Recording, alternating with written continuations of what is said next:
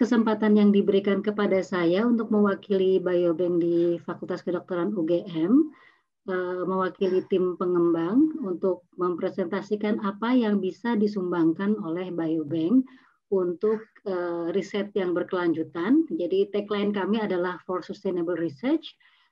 Dan jika Bapak Ibu berkenan untuk mengunjungi website kami tercantum di halaman depan ini, dan juga jika ada yang ingin ditanyakan, silakan kontak kami melalui website dan akan terhubung langsung ke email kami. Kami merupakan anggota Society Biobank Internasional, yaitu ISBA dan BISINET, dan pekerjaan kami harian kami menggunakan standar GCLP. Next slide. Gambar yang Bapak Ibu lihat di depan adalah realita yang kita lihat di laboratorium beberapa tahun yang lalu. Untuk gambar before-nya, betapa sampel diletakkan secukupnya, sekuatnya untuk mengelola. Jadi ada yang tidur, ada yang berdiri. Kalau ada yang mau mencari sampel harus dibuka semua, dikeluarkan semua. Nama itu tercantum di depan box, sehingga harus dibuka satu persatu untuk melihat apakah sampelnya ada atau tidak ya. Kadang bahkan ada sampel yang hilang atau terselip karena dipindahkan oleh peneliti lain. Yaitu realita kita beberapa tahun yang lalu. Kebetulan saya dan beberapa teman terlibat dalam pengelolaan lab biologi molekuler, sekarang namanya LRT. Nah, kemudian ada ide untuk menyusun sampel-sampel ini, gimana menyusun itu menjadi sebuah sistem yang terstruktur dan sampelnya tidak hilang, tapi kualitasnya tetap baik. Nah, kemudian didirikanlah tim pengembang Biobank di tahun 2015, di mana kami memulai untuk menata sampel. Jadi sepele sekali, ketika itu kami menata sampel saja. Nah, berakhir kepada kami punya sistem pengelolaan sampel, punya sistem manajemen data, dan alhamdulillah sampai sekarang baik pengembangan maupun pengelolaan Biobank didanai oleh kantor wakil dekan riset dan pengembangan. Next slide. Nah, ini adalah jadi sejak 2005 Times Magazine itu sudah menulis bahwa Biobank itu menjadi 10 dari ideas changing the world right now. Nah, itu 2005, sementara di FK kita mulai di tahun 2015. Next slide. Kalau ada yang menanyakan, Biobank itu apa? Biobank adalah koleksi materi biologis dan data terkait dengan materi biologis tersebut yang disimpan dalam sistem yang terorganisasi dengan baik dan dalam jangka panjang. Istilah Biobank dan Biorepository itu bisa dipertukarkan. Next. Seperti yang saya ceritakan, tim pengembang Biobank yang tersusun dari saya yang mengetuai tim pengembang dan juga teman-teman anggota dari berbagai disiplin ilmu di Fakultas Kedokteran UGM, mulai dari IKM, patologi anatomi, kemudian anatomi sendiri, teman dari IT, dan juga sekarang kami sudah punya 3 teknisi. Kami mengembangkan sampai sekarang tetap. Akan tetapi kami mulai beroperasi di bulan Agustus 2018 dan diresmikan di 2019. Lokasi kami ada di Gedung Radio Putro, sayap barat lantai 1, berhadapan dengan kantor HDSS. Berikutnya, misi yang kami emban adalah menyediakan sistem penyimpanan biosampel riset, jadi spesifik riset, bukan pelayanan klinis, untuk kesehatan yang berkualitas dan berjangka panjang. Jadi itu ada titiknya, yaitu riset, berkualitas, dan jangka panjang. Kemudian yang berikutnya, kami berharap bisa mendukung riset kedokteran kesehatan yang berkelanjutan. Nah, next. Apa yang kami punya? Jadi karena kami itu menempati ruang yang sudah ada, sehingga penyesuaiannya itu sesuai dengan kapasitas ruang.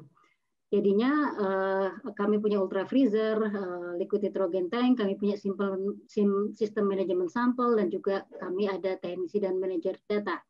Layanan yang kami sediakan adalah isolasi plasma darah dan Bavikot, penyimpanan biosampel pada suhu -80 dan -20. Konsultasi penyimpanan biosampel jangka panjang sesuai dengan sifat sampel dan tujuan penggunaan. Kami juga memberikan workshop dan pelatihan serta seminar.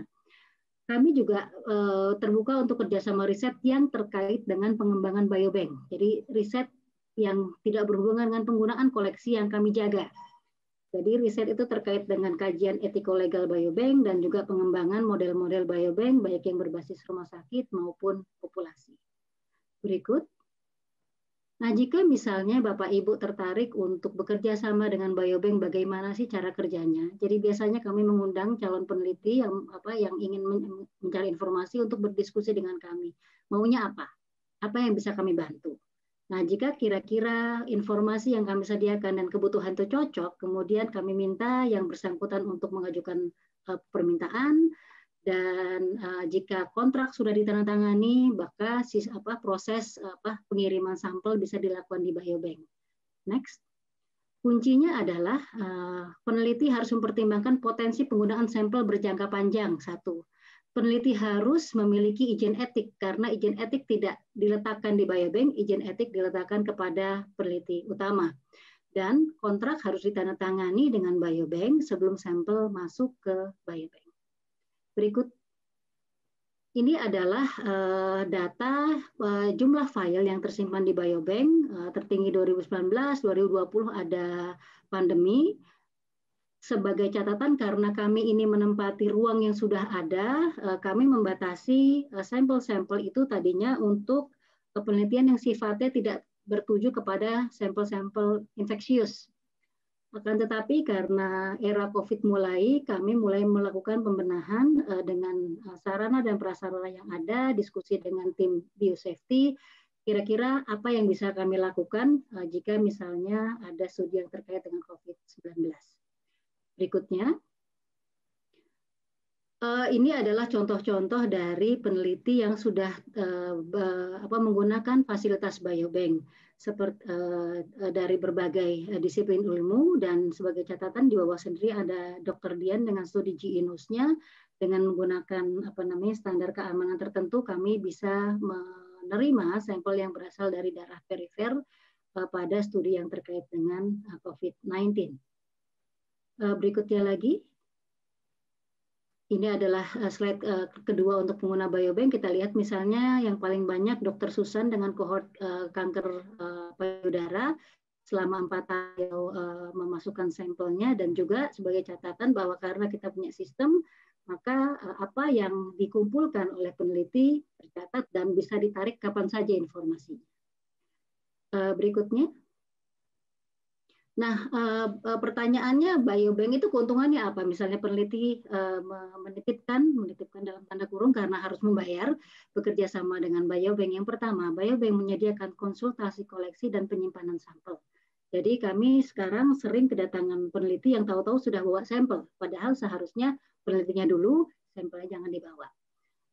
Kalau kira-kira sudah sesuai dengan tujuan, maka kita bisa mulai membicarakan kira-kira format teknisnya seperti apa. Integritas sampel dan data terjaga, tidak ada sampel hilang, dan semoga sampelnya juga tidak rusak. Penyimpanan berjangka lama, minimal 1 tahun sesuai kontrak, jadi kami tidak akan mengeluarkan sampel sebelum kontrak selesai.